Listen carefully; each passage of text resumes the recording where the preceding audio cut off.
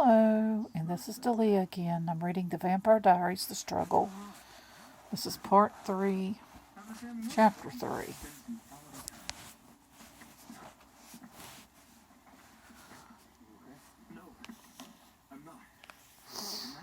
Ducking out of sight, Elena cowered back against the muddy river bank, under the bridge, pressing herself as far as possible.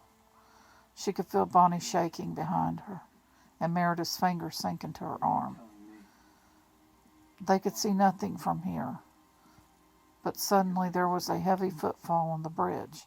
Scarcely daring to breathe, they clung to one another, faces turned up. The heavy footsteps rang across the wooden planks, moving away from them. Please let him keep going, thought Elena. Oh, please, she sank her teeth into her lip, and then Bonnie whimpered softly. Her icy hand clutching Elena's. Are you sure? Because I saw it.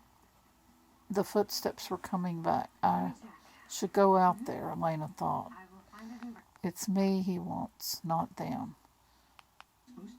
He said as much. I should go out there and face him. And maybe he'll let Bonnie and Meredith leave. But the fiery rage that had sustained her that morning was in ashes now, with all her strength of will. She could not make her hand let go of Bonnie's, could not tear herself away. The footsteps sounded right above them. Then there was silence, followed by a slithering sound on the bank. No, thought Elena, her body charged with fear. He was coming down. Bonnie moaned and buried her head against Elena's shoulder. And Elena felt every muscle tense as she saw movement, feet, legs appear out of the darkness. No! What are you doing down there? Elena's mind refused to process this information at first. It was still panicking, and she almost screamed as Matt took another step down the bank, peering under the bridge. Elena, what are you doing? He said again. Bonnie's head flew up, and Meredith's breath exploded in relief. Elena herself felt as if her knees might give away. Matt, she said. It was all she could manage. Bonnie was more vocal.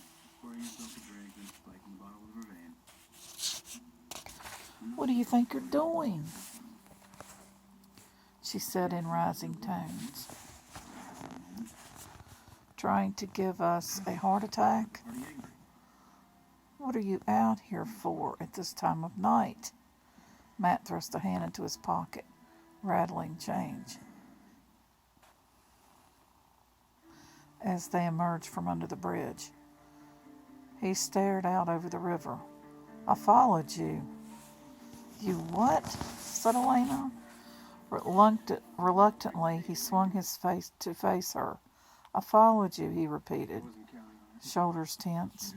I figured you'd find a way to get around your aunt and go out again.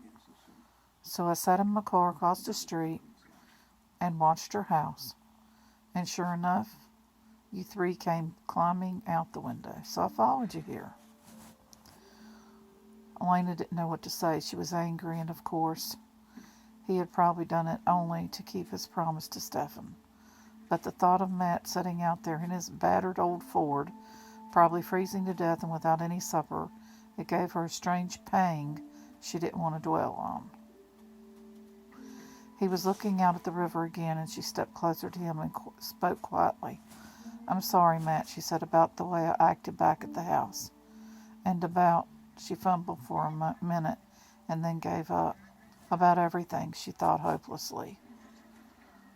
Well, I'm sorry for scaring you just now.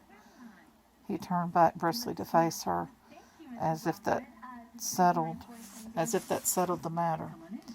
Now could you please tell me what you think you're doing? Bonnie thought Stephen might be here. Bonnie did not, said Bonnie. Bonnie said right away that it was the wrong place. We're looking for somewhere else. We're looking for somewhere quiet, no noises, and closed in. I felt surrounded, she explained to Matt. Okay, and then I'll go to the next chapter. It'll be part 4 coming up.